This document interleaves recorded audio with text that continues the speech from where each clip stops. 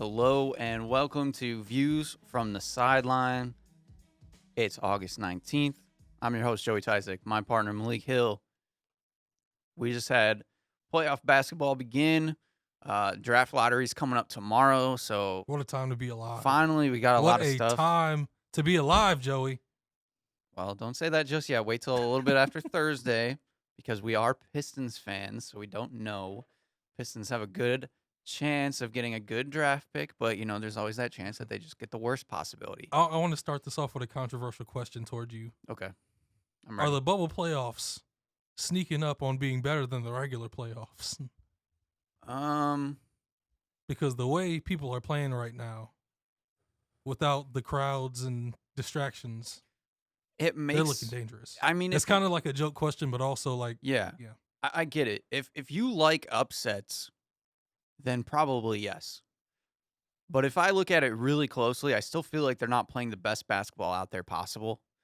And obviously, like in big moments, like when it's a close game down the stretch and you don't have the crowd yelling and roaring and stuff, that takes a lot of the elements out of it. But also, I think some teams need that home court advantage. Right. Like I think Milwaukee might have beat Orlando yesterday. Yeah. If they had a home court advantage. Like, especially too, if you would have thought like if this wasn't an off year for the Warriors, could you imagine getting to play the Warriors not at Oracle? Teams in the Western Conference would be biting at the bit to get into that because then the Warriors aren't as scary. Obviously, the Warriors have been super, super good for the last few years, but one of their strong suits is their home court advantage is probably the best in the NBA right now.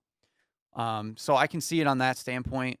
The other thing is just, I think the atmosphere is hard. So I get what you're saying that some teams can just lay it all on the floor. We're going to talk about the Magic one over the Bucks. Nikola Vucevic, my guy. And that was a big one where it's like that team is the 8th seed. They're not expected to do anything, but they don't have to play at any home arenas. They technically have the best home court advantage. But they can just go out there and play hard, and they don't have to worry about anything. There's no pressure on them to win. So getting an early win like that is a big deal for them. But let's backtrack real quick. We'll talk about how we got to the playoffs. There was a 3-way tie at one point for the final seed in the West. That was kind of what everybody was wondering what was going to happen. The Suns pulled off the miracle, went 8-0 in the bubble. Unfortunately, because of tiebreakers, the Grizzlies got the spot over them, and they had to play the Trailblazers in the play-in game. If the Grizzlies won, they would have played another game. But unfortunately for the Grizzlies, the Trailblazers won, which put them into the 8th seed. Quick thoughts on the Suns and everything. That was super fun to watch. I wish they would have gotten in over the Grizzlies. I'm still kind of unsure about how the tiebreakers work. There's some deep analytics, I guess, in there. But the Grizzlies weren't coming in at the top of their game.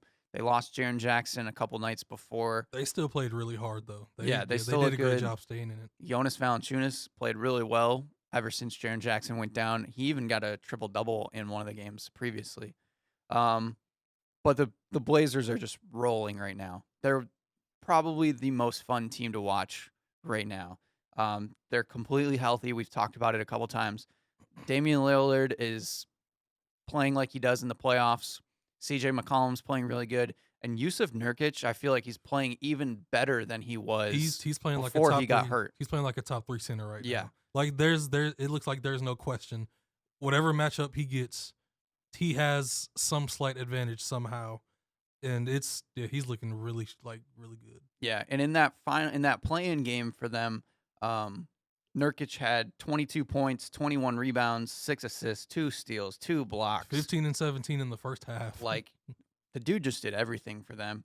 And then obviously, Damian Lillard, he actually didn't have the greatest game. He was 14 of 14 though from the line, finished with 31. CJ McCollum had 29, Carmelo had 21. Like, this team is just this deep, and they can get scoring opportunities from all over the place. For the Grizzlies, Ja Morant did do what he's been doing basically all season. He scored 35 on that night. Dylan Brooks kept them in the game as well, along with, as I said, Jonas Valanciunas. And then the other, if we didn't have Zion and John Morant, probably the next up Rookie of the Year candidate, Brandon Clark, had a really good game. 20 points, couple blocks, couple assists, couple rebounds, just a little bit of everything. So it's unfortunate to see the young Grizzlies team go, but I'm sure they'll be back next year. Hopefully even better. So moving in, is there anything you want to touch out on the Suns or anything before we get into the actual playoffs? Well, Besides Devin Booker being incredible. I think these next like 5, 6, 7 years in the West, there's going to be a lot of heartbreak every year Mm-hmm. because it. Have you ever seen a time where there were this many up and coming teams in one conference that are all fighting to be in the playoffs in the next few years? You've got the Pelicans up and coming, the Grizzlies up and coming. They lost Jaren Jackson. They're going to get him back next year, and they're going to get back to what they were doing. And without Jaren Jackson, Brandon Clark stepped up and looked phenomenal. He hit like 5 threes in a quarter and a half in that last game. Plus, he plays great defense. Plus, he's a crazy athlete. Like, Yeah. they're up and coming. The Suns are up and coming now. Mm-hmm. I think did I say the Pelicans? Yep. Yeah, Mm-hmm. the Pelicans. The Kings have had their moments. All these teams are looking like they have a chance to like jump in there and be surprises in the next few years. And there are going to be teams that get left out every year. Yeah. That have those young like star players. Yep. So it's going to be a weird situation. Some guys might have to leave and go to the East because seeing 1 through 7 was already stacked this year. If 8 through 11 starts to become, you got to have at least 44, 45, 46 wins to get into these playoffs. Like this, it's going to start getting really exciting, but it's going to suck at the same time because of how good these young teams can be. Right. And I mean, we've seen the Western Conference stacked for years now, but with that many young teams that like are exciting to watch that we want to see in the playoffs, Exactly. that's definitely where it makes it hard. And I would think that this is where people that are in favor of having a 1 through 16 seeded playoffs instead of East versus West, they have a good argument right now because there's a lot of teams in the West that a lot of people want to see, myself included. And I don't even still know if I'm okay with the 1 through 16 seed because I like the East West battle, but I can see the argument. I also, draft coming up, I think the draft is going to start becoming extra critical for these teams in these next few years because if you add that piece that can take you to the next level, Memphis, they get Jaren Jackson and John Morant back to back. Yeah. They became really good. If those young up and coming teams, and they got Brandon Clark in the same. Yeah, but if these teams can like just luck up and add that one piece that takes them to the next level, they can get in. If they mess up and get a bust, you get the team that falls back. Right. And all of a sudden, all those teams, you become the one that becomes a lottery team every single year. Mm-hmm. So, it's a lot of things are going to start becoming crucial for these teams in the next few years. Yeah, and we've talked about it multiple times before, but that's basically what the Nuggets did. They got Michael Porter Jr. and Bol. They swung on 2 guys and hit home runs. So it can make or break you. And now the Nuggets are talked about every year. They have been for a while, even before those draft picks. But that just puts them to that next tier that maybe they can keep up with the LA teams.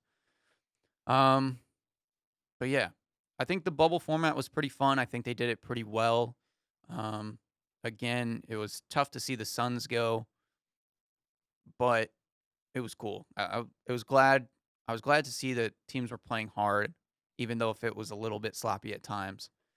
So that led us into playoffs, which started on Monday. And it's basically been like Christmas ever since the playoffs started because you get games every single day, all day long, and they're just trying to hurry it along. And we started game 1. Yeah, started off real crazy right away. Jazz and Nuggets. The Nuggets ended up winning this game 135-125. Big notes though: Donovan Mitchell, 57 points, 9 rebounds, 7 assists, tried to carry the Jazz and would have carried the Jazz if not for Jamal Murray in the fourth quarter. Jamal Murray for Denver finished with 36, 5 rebounds, 9 assists. And I think 20 of those points were all in the fourth quarter. 18. He scored 18 of them in the fourth in overtime. Yeah. I think it was like the last 3 minutes of overtime of the fourth in And overtime. the one crossover that Jamal Murray had late in the game with a three uh, will be a top 10 playoff highlight, probably for the entire playoffs, most likely. Yeah. It was incredible. And right away, this game kind of, I was a little nervous about the Jazz going into the playoffs because a lot of teams were hopeful for them. They have had some injuries, but they just haven't looked very good. And I guess technically they still didn't look that great, but Donovan Mitchell was exciting to watch in this game and kept them in the game.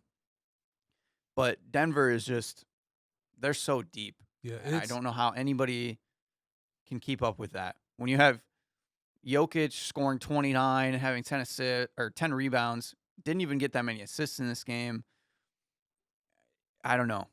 And they're still not fully healthy. Like they're Exactly. missing key guys that they go to. And it looks like they don't even need those guys, which is the scariest part. Yeah. If game 2 goes the same way as it did game 1, which I have a feeling game 2 is going to be just exciting. Because these guys aren't going to take their foot off the gas. They're just going to keep coming. Mm-hmm. This is reminiscent to me of that Boston versus Chicago series in 2008, was it? When it was just Ben Gordon going for like 35 every game. Him and Ray Allen in like shootouts. Yeah. Just like back and forth all the way to a game 7. And it was one of the best series of like the past 20 years. If they keep this up, which they should, this might be one of the best like first round series we've ever seen because I knew Donovan Mitchell was real. I don't think any of us knew he was going to be this level of 57. Yeah. 57 to carry your team. He broke the Jazz record for points in a playoff game. Mm-hmm.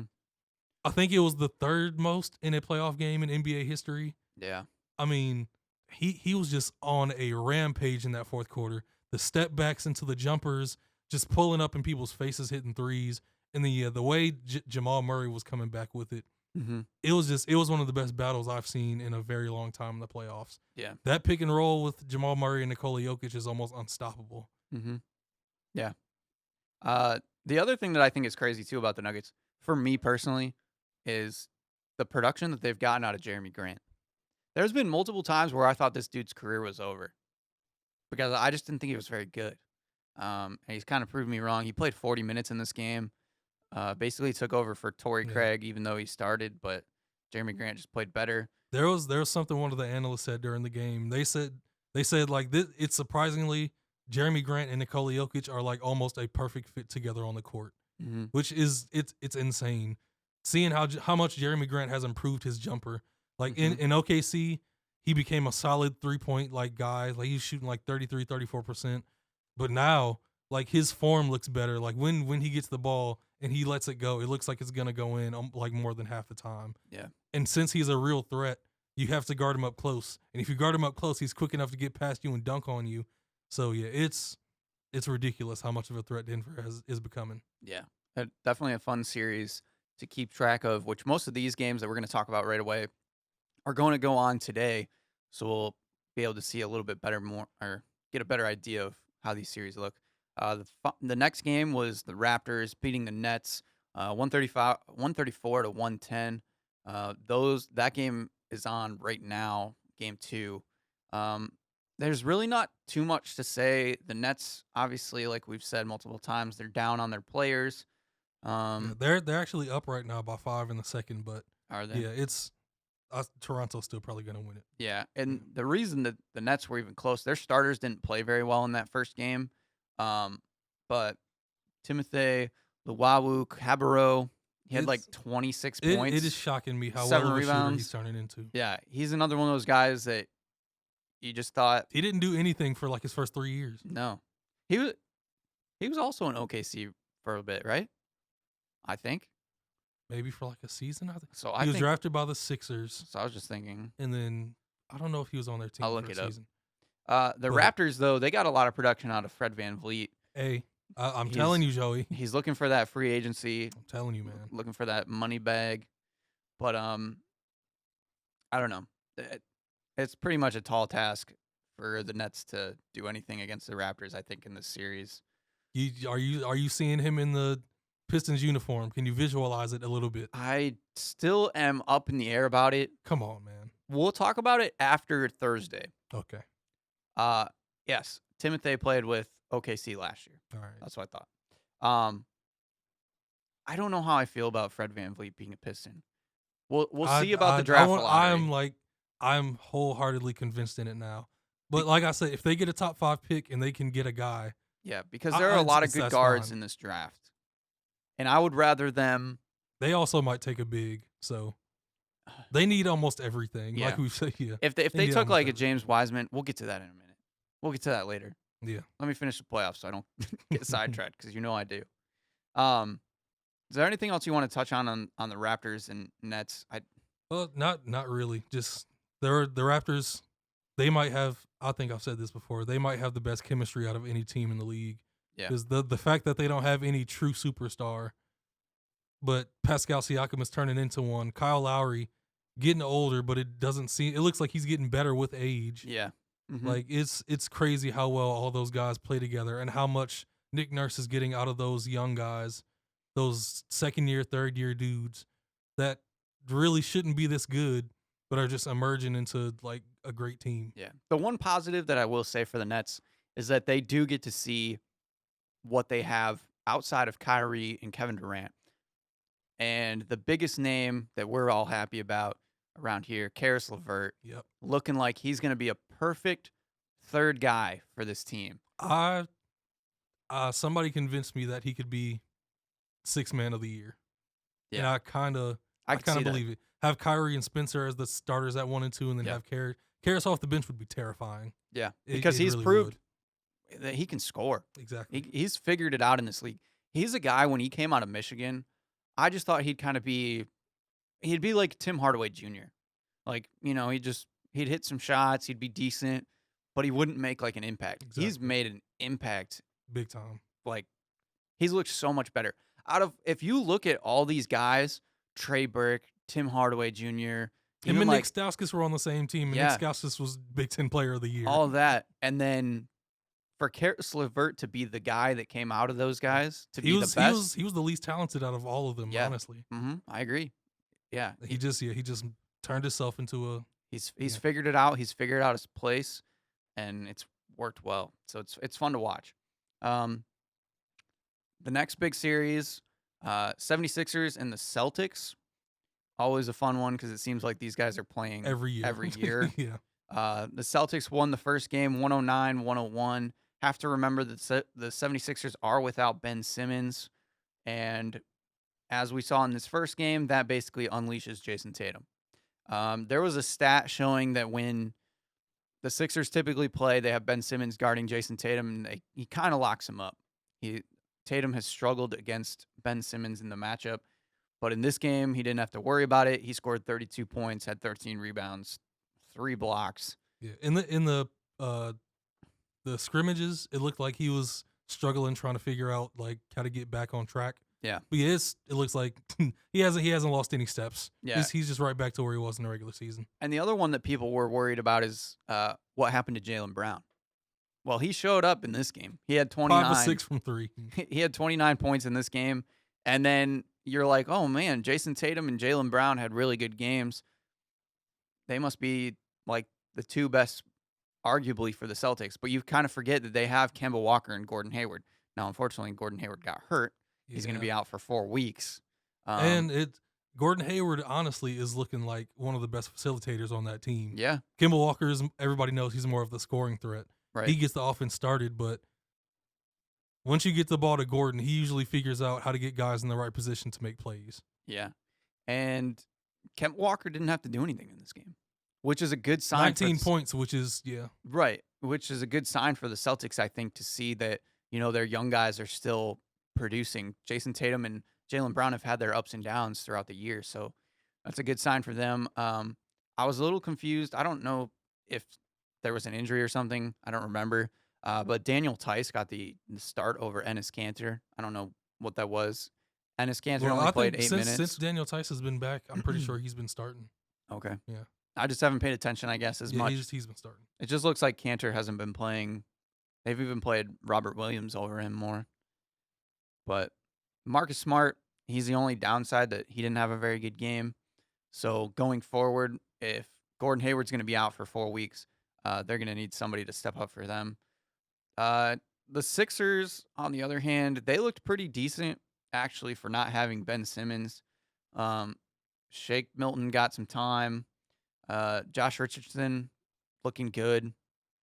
I honestly think because Ben Simmons is out, he has to take a few more shots, but I think he should cut down a few of the threes. Think so? Like he went 3 of 9. I think if he shoots like only 5 or 6, I think he'll be more effective. I don't Yeah. think he's a guy that should be chucking it out there. He's a good shooter, but he's not like one of the best shooters in the Yeah. league. He's a little bit more of a slasher still. Yeah. And then off their bench, Alec Burks. Every time you think this guy's career is over due to like injury or whatever, he comes back and he produces for teams. Kid's still only 29. I feel like he's been in the league That's forever. crazy. He's one of Yeah, those it's guys that crazy. it's like, you remember him back on the Jazz, and he was kind of lighting it up for a little while. And there was a point where I wanted him to be a Piston. And then he had injuries. He's kind of bounced around in the league. He faded in and out throughout his entire, even without injuries. Yeah. He'd have a big like 34-point game, and then he'd go back down to like 11, 12, 9. Yeah. Yeah, he's never been consistent. Mm-hmm. Yeah, so I think the Sixers are going to be a little bit in trouble here. Obviously, when you don't have Ben Simmons on your team, it's going to be tough. But without Ben Simmons, it's just they're not the deepest team already.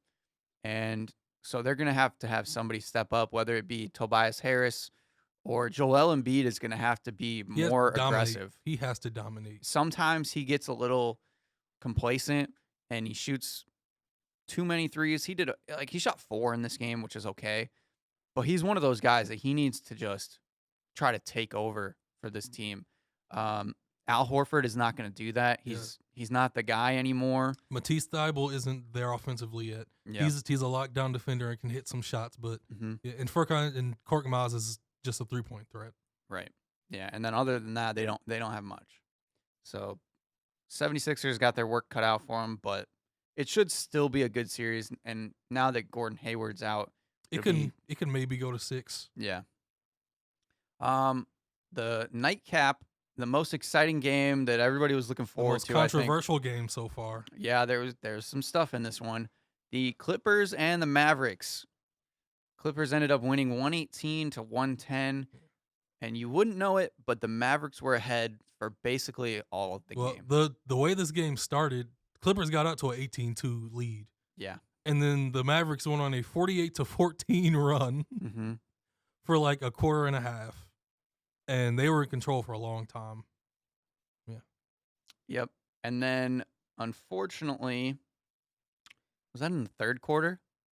His first tech was the second. Okay. So And it was awful. It was so bad. So Kristaps Porzingis, he only played 20 minutes in this game. He had 14 points. He was looking pretty decent in his first playoff appearance. He got a technical in the second quarter. I'll let Malik talk about it. And then he got another one later in the game, got ejected. Yeah. And so when you have your second best player get ejected out of the game, it's going to take a lot of momentum out of your team, and it's just going to make it that much harder to win. Malik, take it away. So Kristaps Porzingis gets a clean block. Everybody sees it. Everybody saw it after the replay. The block was clean. Ref blows the whistle. Kristaps gets angry, shows emotion. It's something about showing emotion around refs. I don't know what these referees are on right now. Gotta keep people in line. I heard that there's a rule that if you swing your fist in the direction of a referee, they have to blow the whistle immediately. Mm-hmm. Which is absurd, right? Yeah. It can completely be idiotic. It makes sense, but he wasn't looking at the referee. Yeah. He turned around, instantly got mad and swung at the air and said, "That's a terrible call." Yeah. And they blew the whistle. Mm-hmm. This could go into a whole bigger thing with how the referees have been calling games in this bubble. But you can't do this for guys that just show emotion. Guys get angry. It's a part of the game. Mm-hmm. People react to calls. People react to other players. People get it's a part of the game. Yeah. And then later in the game, I think the third quarter or something, there was a bit of a scuffle, and Kristaps was trying to protect his teammate Luka. kind of got in the middle of it, and they got him with another one. Because once you have one, you really can't do anything. Honestly, Kristaps should have been smarter in that situation, but I can't get mad at him for defending his teammate. I mean, the whole from the jump, it was clear that the plan was to bully Luka. Yeah. That's honestly been like against the tougher teams in the NBA. That's been mostly the plan when they go against Dallas. Mm-hmm. You get physical with Luka every time he comes to the rim, make it hard for him to score, and eventually he'll break down and he won't be useful in the later in the fourth. Yeah. Marcus Morris was doing a great job on Luka. Every time they switched, people were doing a pretty good job on him. Marcus Morris fouls Luka, grabs him, kind of like puts his arms around him. Luka fights him off. Kind of an old school bear hug foul. Marcus Morris walks back up to him and they start talking in each other's face. Yep. The proper reaction from the big man is to go defend your guy. Right. Mm-hmm. Kristaps steps in the middle of it, gets in Marcus's face. They push each other off. They get separated. It's nothing. Yeah. It's okay, guys. Let's get back to playing basketball. That's all it is. And honestly, I think it would have been nothing if he didn't have the technical earlier in the game. That's typically what it is once you have one, that's your warning, and then you basically can't do anything because otherwise you're going to get another. After the game, the refs that game said they don't pay attention to how many fouls a guy has, and that doesn't come into the decision-making process, which is complete BS. Yeah. All refs know if a guy has a tech, and you know if that guy's on your nerves. You know if the emotions are getting riled up. You know. Yeah.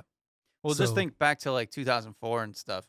Do you think when refs came in and they're like, "You're reffing the Detroit game tonight, and you have to worry about Rasheed Wallace and Rip Hamilton," that they're not watching that? Refs were ready to like call techs on Rasheed from the jump. Yeah.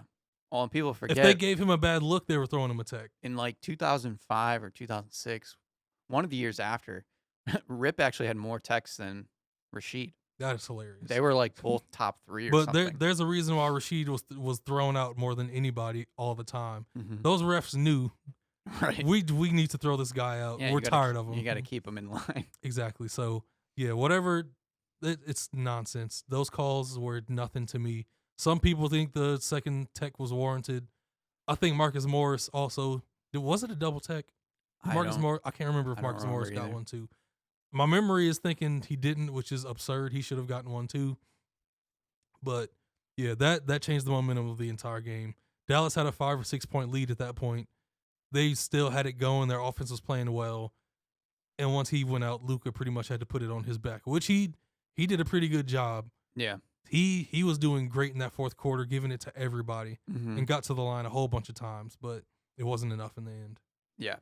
And again, when you lose your second best guy in Porzingis, who had been playing good up until the playoffs, he's just got to be smarter than that. I know we don't really agree with the calls or whatever, but these are the playoffs. He's never been in the playoffs. You just have to realize the moment is bigger than you, I guess, one of those kind of things.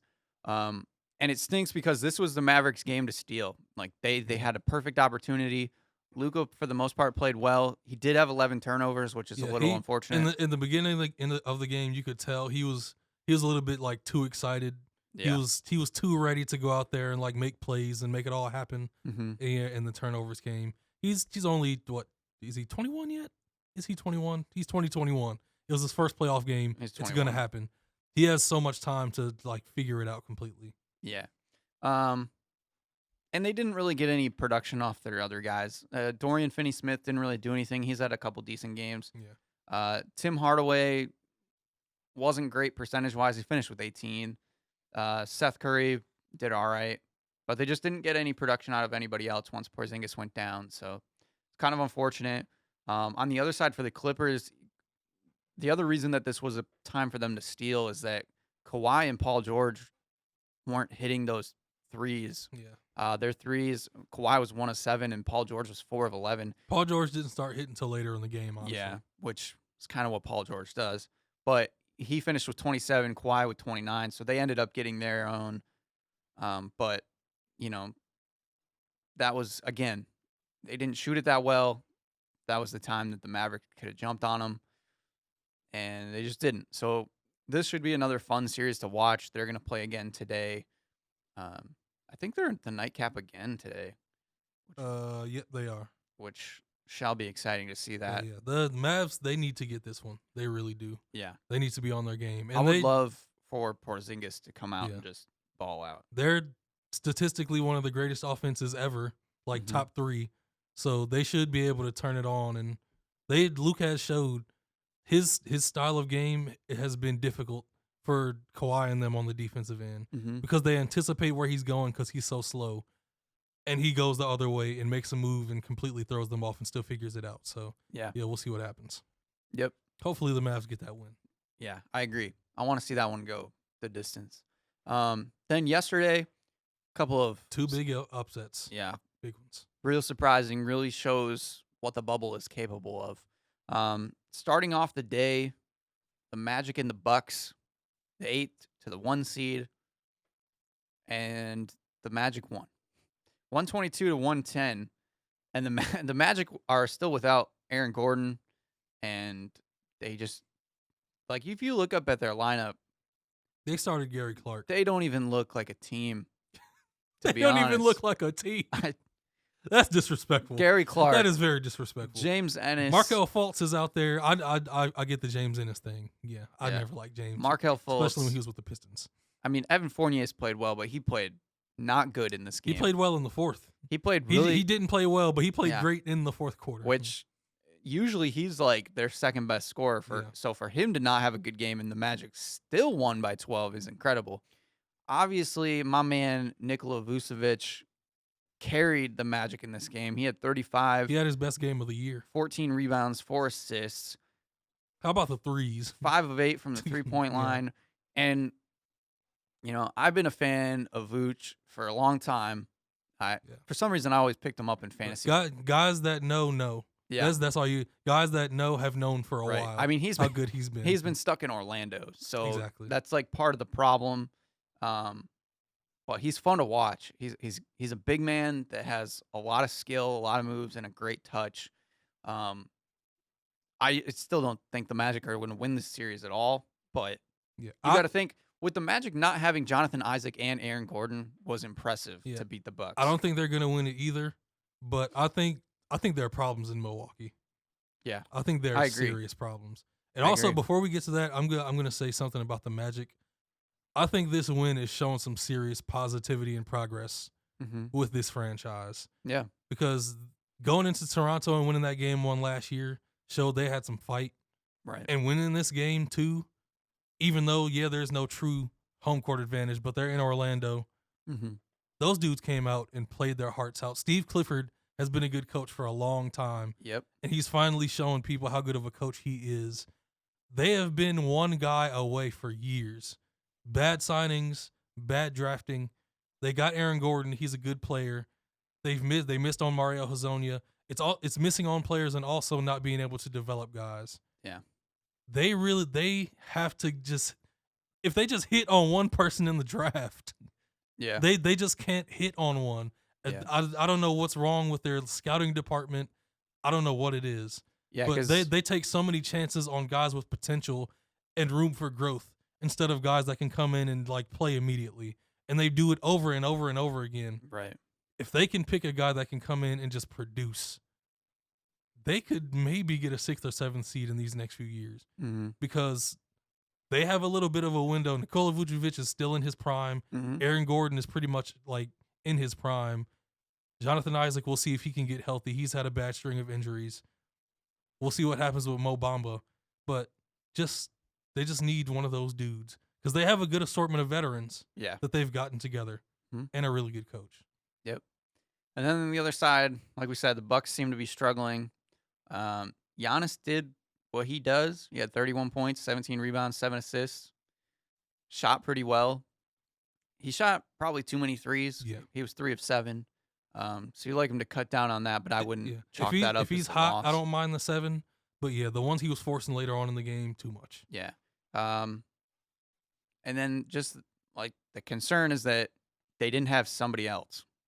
Chris Middleton finished with 14. He didn't shoot the ball very well. Eric Bledsoe didn't shoot from 3 very well. He finished with 15. Wes Matthews, 10. George Hill had 16. But George Hill is not. He can't be No. your second guy. This is the problem. When Brogdon, Brooke Lopez was really bad. when Brogdon left, I think most people saw there would be some sort of problem. Yes, they won a whole bunch of games in the regular season. They're greatly coached. They have a perfect system around Giannis. But what do people really expect out of Chris Middleton in these playoffs? Let's be honest. He's a 22-point per game scorer in the regular season, all-star, really good player. Has he ever been that guy that steps it up in the playoffs and shows, I'm ready for this level? Right. Has Eric Bledsoe ever shown that he can step up in a serious way in the playoffs? No. What are people really expecting out of this team in the playoffs? Because I've never expected much. I knew they'd win a lot in the playoffs. I mean, in the regular season. Giannis was most likely going to be an MVP again. Hooray, bravo, round of applause. Yeah. But when it comes to these playoffs, what more do you have besides Giannis in these serious matchups? Mm-hmm. It's sketchy. Yeah, there are question marks all over the place. I feel like they haven't figured out their lineup because I haven't seen. And how do you figure it out, honestly? Like Wes Matthews has played decent this year, but he's never ever since he's kind of had his injury problems, he's never come back to what he was. He's good for 4 or 5 threes, Mm-hmm. maybe 6 or 7 when he's really hot, but 3 or 4 threes usually. Yeah, and there's times that I almost think that they should play Dante DiVincenzo more at this point. Yes. Get him more looks. Use Wesley Matthews off the bench or something like that. I feel like they just need to shake it up. George Hill ended up playing 27 minutes in this game because he played pretty good. Pat Connaughton had 22 minutes. But then there's a bunch of guys that are just kind of all over the place. They got Marvin Williams, Kyle Korver, DiVincenzo. Like I said, he only played 13 minutes. I feel like they just have rotation issues, and I don't necessarily know what to fix. But obviously, just other guys need to step up, and that's definitely a big concern for the Bucks, especially when you lose game 1. The Magic are going to have a little bit of momentum. Unless they're hot shooting, things start to look bad. Yeah. Like they did yesterday. And like we said, the Bucks, they might win this series 4-1 because the Magic are just an okay team and the Bucks are just much better and they have Giannis. Yeah. But yeah, when you get to that later round, to the next round, most likely against the Raptors, I don't see what the plus matchup is besides Giannis. Yeah, I agree. Second game from yesterday, which for some reason, NBA on TNT, they were dogging this game, saying that it was boring. I was always excited for this game. I was out during the game, so I only saw the highlights. Yeah, I mean, I didn't really watch it. I was working, but Miami and Indiana have kind of gotten a little bit of a rivalry ever since Jimmy Butler and TJ Warren have kind of been at their throats. And this game was close, like most of the game. Indiana started off pretty good, and then Miami had a big second quarter to get ahead, and then Indiana kind of came back in the third, and then Miami kind of closed it out in the fourth. Jimmy Butler just looked really good. He finished with 28 points. He's built for this. Yeah. This is what he's built for. And now that the Heat are in the playoffs, they decided to sit Kendrick Nunn. They played Goran Dragic 34 minutes. He had 24 points, 5 assists, 6 rebounds. I still don't know how I feel about that. I understand that you want your veterans to start, so I could see that, but not playing Kendrick Nunn at all. I think he's kind of surprised. I think me. He's going to play eventually. Yeah, but starting Goran Dragic and not playing Kendrick Nunn, when you really look at that it, makes sense. Yeah, I agree with when that. you really look at it, Goran is that good to where right. you see the production he gave and what he can give you. Mm-hmm. And then, so then Andre Iguodala got a lot more minutes now. He played 25 minutes. Another veteran guy, so they've been saving him. Bam Adebayo doing exactly what he's been doing the whole year, basically. And then I think the cool part about the Heat that they've been able to do, obviously we've been talking about Duncan Robinson a lot. He didn't have the greatest game, but they can switch between Duncan Robinson and Tyler Hero. Like whoever's on that night, they can just go with that guy. Duncan usually starts, and Tyler comes off the bench, but whoever's hot that night, I feel like will get more minutes. And just to be able to have those two shooters just kind of fill in is really nice for this team. And then, Jay Crowder, another kind of 3-and-D kind of guy, been around for a while. The Heat are dangerous. They got guys. Yeah. I think Orlando, there's one thing they really need to figure out. You mean And Indiana? they can't do it now, but going into the offseason, I think they need to trade Miles Turner. Indiana, you mean? Yeah, I'm in Indiana. Okay. Because I think at this point, he's shown what he is. Mm-hmm. He always shows signs. He has games, but I think it's clear at this point it's not going to come together into what people think it's going to be. Yeah. He's best as he can still be a starter, but he should be like maybe the third option, mostly the fourth option, a guy that can pop out and hit those pick and roll threes. Yeah. A guy that can sometimes, if you give him the ball, he can score in the post, but a guy that you can rely on for like 12 and 10, 13 and 10. Yeah. That's what he should be relied on for, because I think having him as one of your key guys, it's shown at this point he's not it's not on that level. Yeah. I mean, so to be fair, Victor Oladipo only played 9 minutes in this game. He got like smacked in the eye. They had to get him checked out, so he sat the rest of the game. So when your best player is on the bench, it's going to be tough. So to only lose by 12, that's decent. Yeah. So Brogdon gave all he could. TJ Warren played well. Yeah. Miles Turner, he has to step up. Even though I just said said he's not what that is. But if Victor Oladipo is out, come on, Miles Turner. You got to do more than 4 of 11, 9 points. Yeah. And honestly, when Edmund Sumner is playing 27 minutes got to get out of here. Yeah. Justin Holiday played really good. Aaron Holiday was playing good, but he got into foul trouble a bit. So that's a little unfortunate. But yeah, I mean, I think Indiana will be fine. I don't think they win this series. I think Miami just has better cohesion, and they've got an identity. I feel like the Pacers just don't know what they are necessarily yet. And I think, I agree where I think Miles Turner is kind of on that knife's edge of, do they just move on from him? Yeah. Especially with how good Sabonis is. Yeah. Sabonis didn't even play. He got hurt, remember? He's out, yeah. He's not playing. So that's another thing about Indiana. You don't have Victor Oladipo. You don't have Sabonis. It makes it hard. Third game of that night, OKC, Houston, Chris Paul being able to play against his former team that booted him. And then Houston without Russell Westbrook. Didn't matter, though. Rockets won 123-108. And Chris Paul heavily struggled early on in this game. He got it going a little bit later. He almost finished with a triple-double. Danilo Gallinari had 29. That's his career high for the playoffs. So he looked good.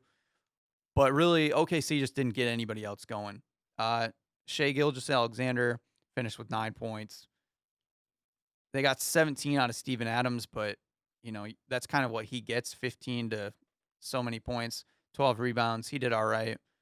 And then other than that, everybody was in the single digits. They just didn't get anybody else to step up and score. Dennis Schroeder was 3 of 12, 0 of 5 from the three. He won't shoot that bad again. He'll get back on track. Yeah, so it was kind of a bad shooting night for OKC. And then the Rockets, I feel like ever since they've gotten Eric Gordon back, they've kind of found their flow again, giving them that other spot-up shooter that they desperately needed. James Harden was incredible in this game, 37 points, 11 rebounds, 3 assists. And then, like I said, Eric Gordon had 21. He hit a couple threes. Jeff Green, 22 points in this game. That was a big step up for them. He's another one of those guys that kind of just stuck around in the league, and every once in a while you'll get good production out of him. 14 out of Ben McLemore. Yeah, that's good for him. Yeah, I honestly think these two teams look the opposite of what they will look like through most of this series. And what I mean with that is I don't think Jeff Green is going to score over 20, maybe not again. He has these types of games where he blows out, but then he goes back down to normal. Ben McLemore was hot, but he'll have his games where he's like, he doesn't shoot very well. Mm-hmm. And I think OKC is going to shoot a lot better in the next coming games. I think they're going to figure out how to attack that small ball lineup, and they're going to get it going more. They're going to attack the basket more. I think they'll get more easy baskets. Yeah. And James is going to do what he does. Mm-hmm. But yeah, I think without Russell, I think those pieces around him won't play that well that much, because it's shown that, well, when James was out and it was just Russ and that team, they still played pretty well. Yeah. But I don't know what it's just this Rockets team. Mm-hmm. They're so weird. It's a weird team. There's no way they can go deep in these playoffs. I cannot I don't see it. Yeah. I agree. They'd have to prove it. It would shock me the most to see them go really deep in these playoffs to me. Mm-hmm. Because this team just isn't built to go that deep. Right. No, I agree. So yeah, there's not a ton to talk about on that game. More interested to see what happens in the next game. But the nightcap, the big one that a lot of people are looking forward to, the Blazers that got in through that play-in game, got to play against the Lakers, and we said the Blazers would probably have the best chance of beating the Lakers out of any of these 8th seed teams. Because they're really not an 8th seed. Yeah, they're not an 8th seed. They've been number 1 in the West, and they've been top 3 in the West the last couple years.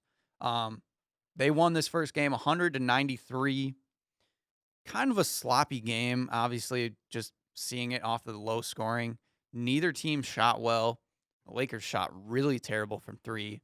But again, Damian Lillard doing what he does. He had 34 points, 5 rebounds, 5 assists. Perfect from the free throw line. Good from 3. 9 of 21 from the field. It's not bad. They didn't even do great out of Nurkic. Obviously, he's a monster on the boards and things like that. CJ McCollum kind of had a pedestrian 21 points. He was 8 of 23 of 8 from the 3. And Carmelo, he didn't have a great game either necessarily. But he hits that 3 in the last 2 minutes like he does every game. And he got production elsewhere. He had 10 rebounds, 5 assists, a steal, and a block. So yeah, really impressive. For not playing all that great from shooting-wise, offensively, he played well in other areas. The one concern that I might have, and also the other thing to point out is, too, they're going to get better production out of Gary Trent going forward. Yeah. He didn't play that good in this game. And Wenyen Gabriel didn't play bad either, honestly. Yeah. Hassan Whiteside, my boy, got 5 blocks in this game, playing great defense. Good as a backup center. Just come in and play that role. But Zach Collins didn't play in this game either. He's typically their starting power forward. That's why we've seen Wenyen Gabriel. He is supposed to be back, I believe, in the next game. And, yeah, I think the only concern is that how many minutes they're putting on, like, Dame Lillard and CJ McCollum. I know you have to because it's the playoffs, but they've had to do that for a couple games now since they've been trying to get into the playoffs. That's maybe my one concern. On the Lakers side real quick, and then I'll throw it over to you on your thoughts. The Lakers shot 5 of 32 from the three-point line. Terrible. Danny Green was 2 of 8. LeBron was 1 of 5. Anthony Davis, 0 of 5. KCP, 0 of 5. Kuzma, 1 of 5. Like, it was just bad. Anthony Davis, yeah, he finished with 28 points, 11 rebounds. He was 8 of 24, though. Even 12 of 17 from the line's not incredible for him. And LeBron James finished with a triple-double, 23, 16, and 17, but didn't come up with the win. Again, similar to, like, the OKC Thunder or even the Bucks. Besides Anthony Davis and LeBron James, they didn't get production out of anybody else. And that's kind of their biggest problem. And, again, I think for me, what comes into question is that LeBron, not necessarily being passive, but when he has 16 assists and 17 rebounds, he's trying to get other people involved. This might be another time where he can't do that, and he needs to just score. He needs to be the guy to go to, not facilitating this team. And I know that's what he's done as he's gotten older, and it's worked out on other teams, but I still don't know if this team is ready for that, at least in this series, because the guards for Portland are so good. And they're hard to keep up with scoring-wise. And the Lakers, besides Anthony Davis, don't have anybody else that could keep up with those guys unless LeBron is going to be doing the scoring. Yeah. And they just need production elsewhere. Dion Waiters played a minute. J.R. Smith didn't play. They stayed with Caruso, Kuzma, and Markieff, but none of them really did anything. I don't know. They need to find production elsewhere. They need to figure it out. Maybe play KCP less. He played 29 minutes, got a point. And that's not the first time that's happened for him. So, I don't know. I mean, I'm happy for it. I want the Blazers to win this series. But what do you think about it? I think I'm not surprised the Blazers won this first game. I'm surprised. I'm kind of surprised on how it went. LA shooting so bad. But yeah, Dame and CJ. I'm really interested in seeing how the Lakers are going to try to figure out how to stop them in the series, because I think once them two are going, it's unstoppable. I haven't seen a way how teams can like cut them off. Double teaming them at half court and like trying to press them, they've showed they can beat that too. So yeah, I'm trying to see how that works. Honestly, I think like half of this game, it was really weird. I didn't enjoy watching like half of this game because there was a point where every other possession, it was Anthony Davis trying to force his way to the free throw line. Yeah. Dame Lillard trying to force a foul on a 3-point shot. Like everybody was trying to force fouls. They'd get them, and then if they didn't get them, they'd like scream and complain. Like it was annoying for a little bit. Yeah. Seeing them play that style of basketball, because they just play basketball. We don't need all that. But yeah, and at the end of the day, Dion Waiters and J.R. Smith have to play more minutes. And that is kind of a scary thing. Yeah. If you're a Laker, and that's because of how well they played going into it, I think. So I would agree with that. But I think going into this bubble format and into these playoffs, I don't think Lakers fans really figured that they would need Dion Waiters and J.R. Smith that much. J.R. was more of a joke. Dion was like, oh, another scoring punch. That's good. We've got some. At this point, it's looking like without those guys, how far can you go in these playoffs? Because I think Kuzma. And Kuzma, another one that looked good going into the playoff. Yeah. On a really good night, Kuzma can give you almost 30, but that doesn't happen often. He's most likely going to give you 16, 17, or 18. AD is going to try to be as dominant as he can. He won't have nights like this most times. His shot will be falling more. Yeah. But LeBron, like you said, yeah, he's trying to get other guys into it. He's trying to get other guys shots to fall so they can be more confident. But in this game too, if guys' shots aren't falling and you're still just trying to go for this 20-something point triple-double, that's not going to get it done. Right. I figured that in this series, AD would have to average close to like 35 and like 10, and LeBron would have to average close to like also 35 and 10. Yeah. Both of them have to dominate on the offensive side.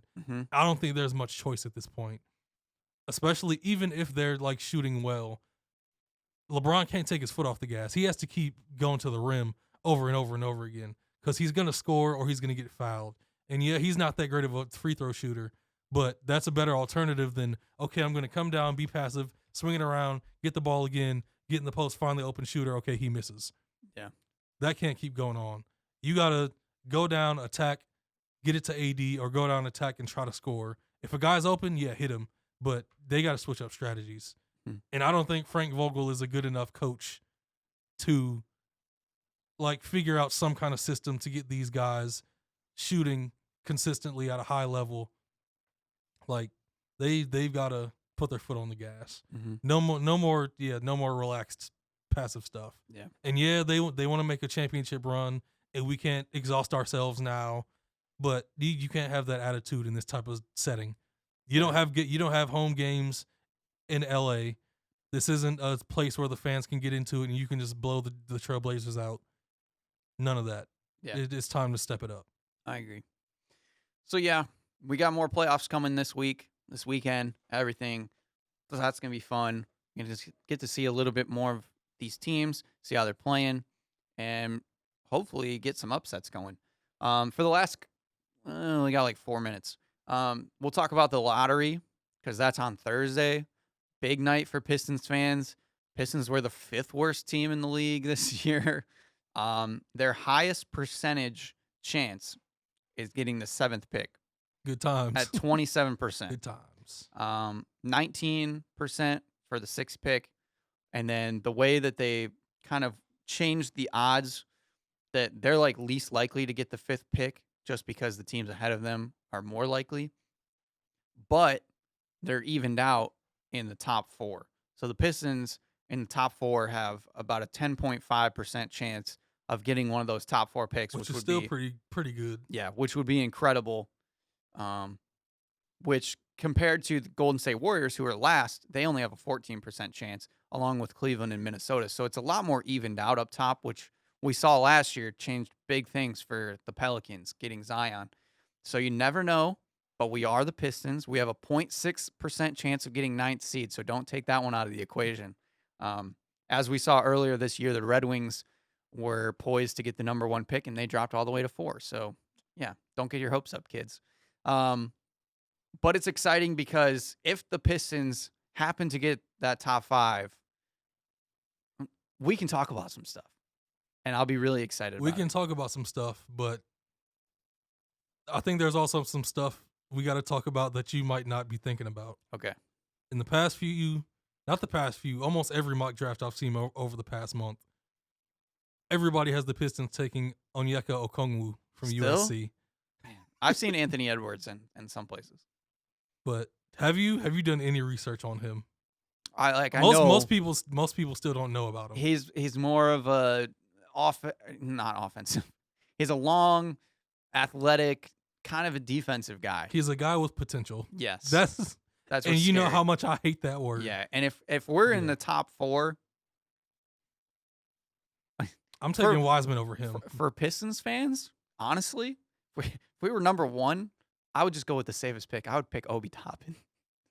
Now, that's not what I want, but just so we don't mess this up, that's maybe what we should do. That might be messing it up, trying to be safe. Maybe. Trying to go too safe. That would be another thing to do. Now we're getting so deep that the Pistons are trying to be so safe that they make a mistake. Yeah. Yeah, I could see that too. But yeah, I think if they don't take a Kongwu, I think almost anybody in that top 4 I'd be okay with. LaMelo, James Wiseman, Anthony Edwards, Obi Toppin. I'm okay with either of them. I honestly think the only guys I'd be excited about are LaMelo Ball and James Wiseman. Yeah, I think like ultimately Every other guy, I'd be like, okay, we'll see how it goes. right. Like Obi Toppin and Anthony Edwards, I'd be like, okay, at least we have something. Yeah. I wouldn't be as concerned. Now, on the other hand, if we get the 6th, 7th pick, I'm going to be nervous. Because there's a lot of options, but there's a lot of risk in this draft. We talked about it multiple times. We'll have to talk about it next week when I've hyped up Killian Hayes a lot, so it's a lot riding on that one. Yeah, there's a lot of question marks. There's a lot of good potential. I think this draft is deep, but there's a lot of unknowns. I think the best players might be at the end of the first round and like a little bit until the second. Yeah. I almost want the Suns, who have a 3% chance to get the first pick, to get the first pick because of how well they played in this bubble. That's why I said there are so many teams that if they get one guy, they could jump up. Yeah. And I mean, there's also like San Antonio, and those are super, super low percentages, but it'd be interesting. I'd rather see them jump up than like a Chicago or Charlotte or something like that. But yeah, we'll talk about that next week because we'll know where the Pistons are picking. I'm a little nervous about it, but it'll be exciting. Playoffs, more lottery talk, more draft talk. We'll see you guys next time. Magic in 4, Blazers in 4. Pistons get the first pick. 2 brooms, 8 to 1 seed. I don't think that's going to happen. Let's Okay. go.